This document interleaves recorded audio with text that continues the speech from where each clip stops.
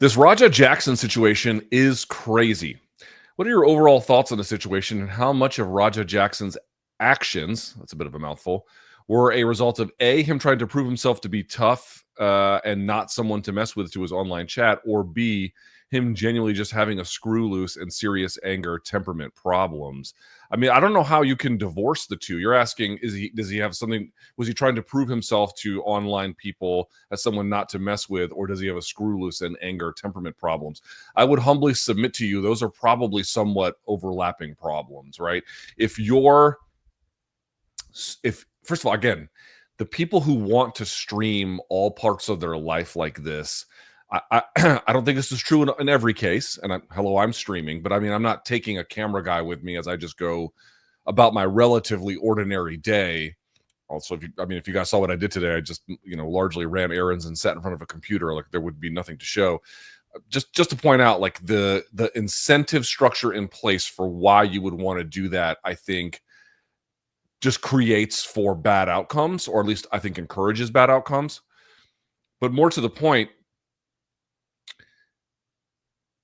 I think if you are the kind of person that is malleable, I mean, everyone can be affected by a torrent of either online abuse or persuasion or whatever.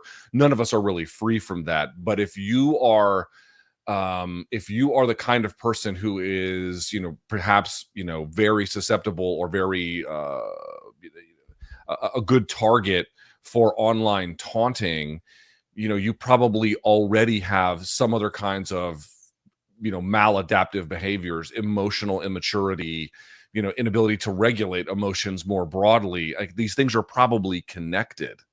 I mean, I don't think it's a case of like, he's a ordinary normal guy and then he got taunted in his online chat and just threw caution to the wind. I find that to be very hard to believe. And in fact, I mean, it's obviously quite tragic. I don't know anything about the circumstances other than I did hear Rampage say that that Raja's mother was killed or has since become deceased, and that this happened, I guess, I don't know, I don't know what the timeline of that is, but as someone who has lost a parent, and particularly the mother, this can mess you up quite profoundly, to say nothing of any other pressures in his life. So the reality is,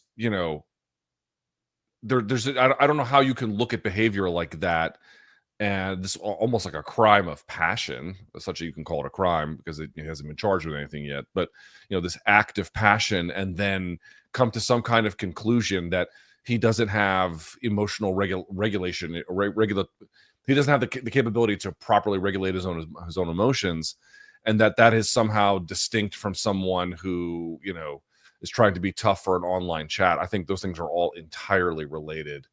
Right up front. So this is what I mean about creating this like incredibly toxic incentive structure. You're getting the kinds of people who want to do these things who, I don't know, what he's trying to prove. He's trying to gain, online popularity. He's trying to become famous. He's trying to attract audiences, whatever that may be. As someone who does that, I can tell you that there might be some questions you have to ask about, pardon me, what kind of emotional nourishment you had during the course of your early adult life or early life more broadly. I don't think in every case it's going to be, you're going to get an answer that, oh yes, of course he didn't get it, so that's why he wants to do it. But I think it might be a little bit more common than folks imagine. And again, he's got clearly developmental issues and maladaptive behaviors all the way down. There's just no way you can look at that and come to any other conclusion. This guy was not a valedictorian who just went astray in a single moment. I suppose those things happen, but that's not what this is.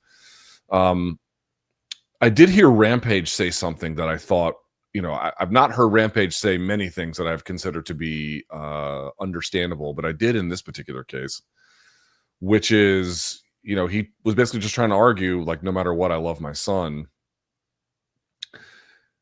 Seems like one of those things that's kind of obvious, but I don't think it's as obvious as you might realize. In part, I almost can't tell if he takes the situation seriously, because he was out streaming like the next night bowling. It's like, dude, maybe take a day off, right? Take a day off. Maybe close your account completely.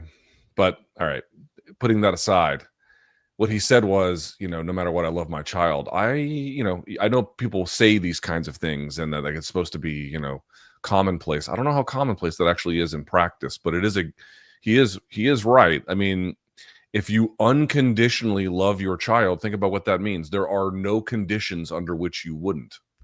That's what that means. There are not conditions that have to be in place for you to love them. So I think it's probably to Raj's benefit that he at least has somebody in his life like that. Not that I'm trying to say he's some kind of, terrible victim in this case, far from it. But, again, you don't get to a stage where you're doing insanely psychotic shit like that. A bunch of stuff has to go wrong well before that. And I don't just mean on that night. Like, many things have to build up to get to that kind of a point. Including to what extent does he feel like he has the love of a parental figure, or that he understands that, or, again, what is he, the dude's chasing something, right? You're 25 and you're doing this, you're chasing something. Something is lacking inside of you. You're chasing it. So, are some questions about the nature of that. I don't want to get into it because that's not my business, but it's at least worth raising the question about to what extent, the parenting that he got or didn't get plays a role. I saw Jimmy Smith have on an attorney who was not in California, but from Florida, who raised some concerns about, how easily this would be to prosecute, in part because of what the victim might or might not have to say, in part because of what the police could discern as distinct from being real or not, part of the act or not. And California law has some particular, let's just call it that, some particularities that are distinct from other states that could complicate this process. In fact, to my knowledge, I mean, what is it now? It's 3:15 on the 28th. He's not been arrested yet. It's like, that's a little surprising. I'm not sure what they're waiting on. And of course, if you haven't seen it, the lawyer goes into what the differences might be between battery, or I should say assault, and then attempted murder, and where this would fall. And believe it or not, according to what the lawyer says, there are a few lanes of defense that could at least be explored. And the fact that he's not been arrested yet does give me some pause about what is about to happen here. But it's just insanely horrible what he did. I mean, it's just, so nakedly indefensible. Anyone trying to, you can understand what a person might be thinking and what circumstances got them there. And you could even say, I have a degree of sympathy for that. But all of us have a range of emotions, including happy and rageful ones, potentially through the course of if not a day, a week, a month, or a year. And we don't act on them in a criminal way. Yes, I can understand some of the things that might have contributed to his maladaptive behavior. That doesn't mean what he did is we just got to look the other way. No, it seems horrific, dangerous. And there are, I think, seems to me, some pretty reasonable questions to be asked about to what extent he is a threat to the broader public, absent some other kind of either law enforcement or psychological intervention, or both. Is he a loose cannon in that way? I don't know. But again, that toxic mix of I want to develop an audience. I want to be famous. I want to have adulation. I want to have attention. I got a negative kind of it. Now you got this online sort of cheering or taunting squad. And then you get this weird mix of circumstances that he's in. And then he engages in this horrific behavior. It's very, very hard for me to understand how we think that is in any way good for young people to be engaging. And don't get me wrong, there could be plenty of circumstances where somebody streams long portions of their life and it may not necessarily be all that bad. But I'm guessing that there is going to be a positive correlation between the longer amounts and the kinds of things that you stream, and then the negative externalities that come from that. And seems to me there should be a broader discussion, frankly, about that. And Kick in particular, didn't a guy get tortured to death live on Kick? Didn't I see this? Some dude in France got tortured to death, and that the guy who runs Kick even saw it and thought it was cool in real time, until the guy who was essentially tortured to death died live on air. Kick's got some questions to be asking themselves as well, and potentially for regulators to look into as well. I mean, this whole thing, dude, I said this before years and years ago. We just we let Silicon Valley just unleash these technological tools and these forms of media on us, whether it's Instagram or Kick or you name it. without ever really having any clear understanding of what it was going to do to us, what it was going to do to our information environment, what it was going to do to our psychological health, what it was going to do for the access between predators and children, and how we were going to facilitate that, what it was going to do in terms of not the term per se, but like the brain rot that is now caused for people just farming out their cognitive capacities to AI. Like there's never any question that is ever put right to the face of these Silicon Valley CEOs and tech oligarchs being like, what are your products doing to us? And what responsibility do we have in a proper context to meaningfully and appropriately regulate this to reduce harms? I'm not denying Raja Jackson's complicity and, frankly, the authorship of his own misfortune that's about to befall him in any way, shape, or form. But I don't think that's the beginning or the end of the conversation either. We have unleashed these tools on the world, and like we need to take inventory of what the fuck they are doing to us. There are, of course, intelligent use cases for everything. There are positive use cases for everything, but these are also part of the use cases. This one and then the guy who got tortured to death. I'm not making this up. Let me find this one. Tortured. Did you guys see this fucking shit? Here we go. Look, 8 days ago. 8 days ago. I'm going to show it to you. Look at this. Look at this. Investigation into horrifying death of French streamer. Look at this. I'll read it so if you can't see the text. An investigation has been launched into the death of a French streamer known for extreme challenges. I'm going to mispronounce his name, and I'm going to do my best. Raphael Graven, also known as Jean Pormanov, was found dead at a residence in Contes, a village north of Nice, prosecutors said. The 46-year-old had been the subject of bouts of violence and sleep deprivation during streams and died in his sleep during a live broadcast, local media reported, confirming a judicial investigation was underway. The French government minister, Clara, I'm sure I'm saying it wrong, Chapaz, described Mr. Graven's death and violence he endured as, quote, absolute horror, adding he had been humiliated for months. Hold on, let me go and see what it says here. Well, they don't go more into the details, but I've seen some other people talking about this. Dude, they're just unleashing this shit on us. I feel like we should be asking some questions about what complicity and role they have in these horrible outcomes that are getting produced as a consequence of it. I don't know what the answer to that is. I feel like we have to get pretty far from where we are now to get better sense of that, but I don't know. Seems like a relevant conversation. So I don't understand why Raja Jackson hasn't been arrested yet. I truly do not get it. I don't know what the argument would be for his innocence. There could be some mitigating circumstances along the way, but he did, when you are on, again, he fights MMA. I don't know how well, but he does. He knows what it means to be in the mount position. He knows how to throw a punch. He knows how to ground and pound. He knows what it means to be sitting on someone in mount and their arms are all the way at their side and you're absolutely unloading them in uncontested shots. And more to the point, the head has no ability to recoil. If we're standing and I punch you in the face and I hit you with the knuckles and it bops your head back, your neck at least has the ability to grant some absorption of it along the way. When you pound like that and someone's head is touching the canvas, they take the full brunt of that. And he did this over and over and over and over and over again. I don't know what his motives were. Was he trying to kill him? Was he not? I simply have no way of knowing. I'm going to guess law enforcement will at some point lead us to a place where we get some better answers to this. But that is one of the most heinous assaults I've ever seen. And I've seen some heinous ones. I mean, I've been watching violence. I don't know how to say this, most of my life in some capacity or another. You know what I mean? And I've been professionally covering fist fighting violence for basically 20 years. That's one of the most heinous things I've ever seen. When something, just think about it now. Just think about it realistically, right? When something this bad happens where it genuinely shocks your conscience, excuse me, Jesus, what's wrong with me today? Where something bad happens and it genuinely shocks your conscience, the ripple effects to that are going to be so huge and touch so many parts that there cannot be a single author of the misery and the damage that you have witnessed.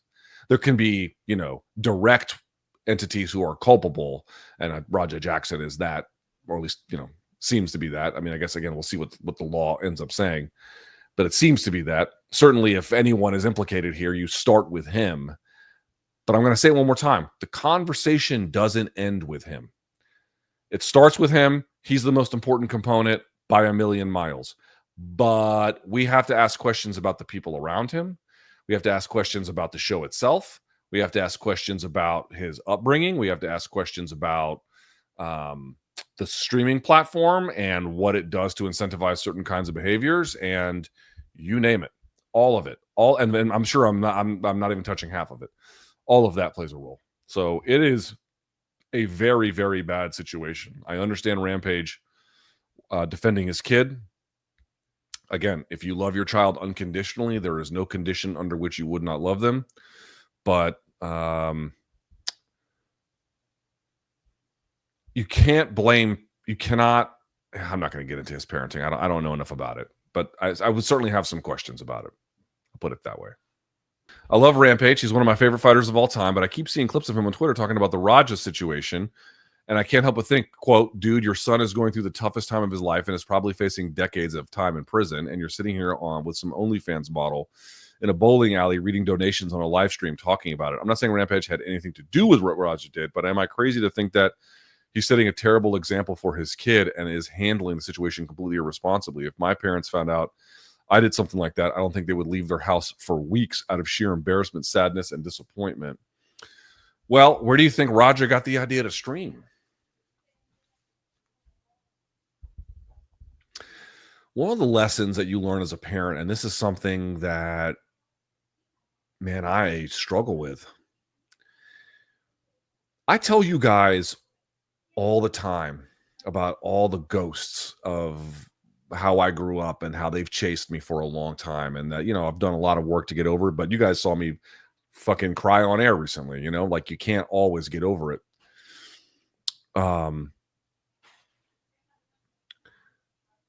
But I bring this up because one of the lessons that I keep hearing, and it keeps turning out to be true, and it's a tough thing, is like I have to catch myself all the time when I have to discipline my daughter, trying not to sound and act like my mother would have.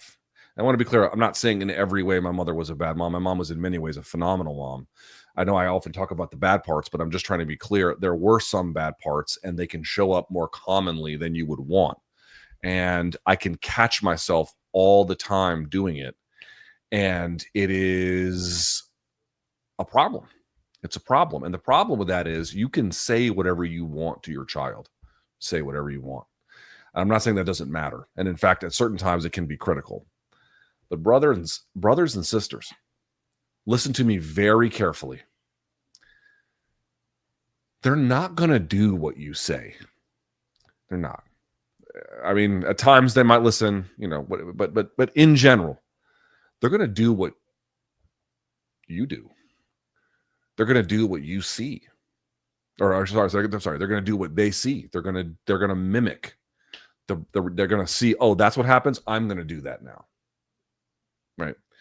Like, is it any wonder that he engaged in a violent act streaming when it's like your dad was a famous MMA fighter who now streams? I mean, there's a bit of a leap I'm making in a couple of directions, but there are, the Venn diagrams, there's some overlap there.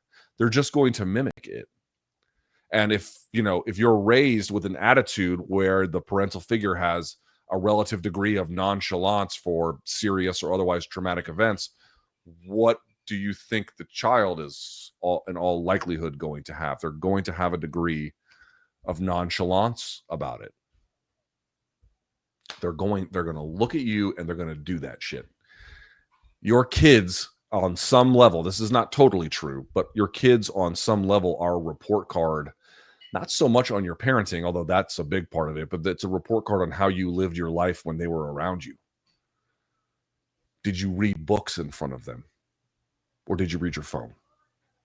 Did you exercise in front of them? Or did you sit on the couch? And of course, everyone does some sitting around, but you know what I'm saying. Did you eat right or did you not? Right? They're going to look at you and then they're going to be that. So this is what I mean about being chased by my own ghosts and of my own childhood and trying to get rid of them in real time as I see them popping up and like coming out of my mouth unintentionally, because at age 40 motherfucking 6, now it's my turn to parent, and my instinct, my reflex in certain cases is just to do what I saw my mom do, and that's how I understand parenting. And on some ways, that's totally fine. Again, there was many things that she was great at, but like there's some things where that's not great, you know. And I guess I put a stop to hitting. I would never. I've never hit Tuki, and I never will. But that's not enough. You know, that's not enough. You have to do other stuff too. How you talk to them, how you teach them empathy, how you show them sympathy, how you teach them ethics, and what is the importance of what you owe others and to yourself, how to defend yourself. I mean, all these things. And it like again, Raja is an adult and he is responsible for his own actions, but his life didn't start at the moment that the video started rolling when he got hit in the back of where he got hit in the head when the dude was trying to, start the bit or the work, whatever they call it. His life didn't start then. It started 24 plus years before that. So there's all that time. You have to ask yourself what happened during that time that led him to be in that position when those things happened, and then all of a sudden you get the result that you get. Now, again, this sounds like I'm impugning all of Raja Jackson's growing up and whatnot. I don't know. It is also possible. I mean, I don't know enough to comment on any of the specifics of it. But what I am trying to get folks to understand is there appear to be some behavioral overlap. I'm not saying that Rampage is engaged in that kind of violence on unsuspecting people. He's done it in a sanctioned bout, which is obviously very different. But using violence as a way to express oneself, or as a way to adjudicate dispute, or as a way to show yourself to the world, all those things, there are potential overlaps. And I can't speak to Rampage's parenting more broadly. I simply was not there. What I am saying is it's a relevant question. It's a relevant question. It is not out of bounds. We need more information before we can answer it. I cannot answer it. But I have some things that I can see that seem not great. And I know the reality more broadly necessitates asking those questions.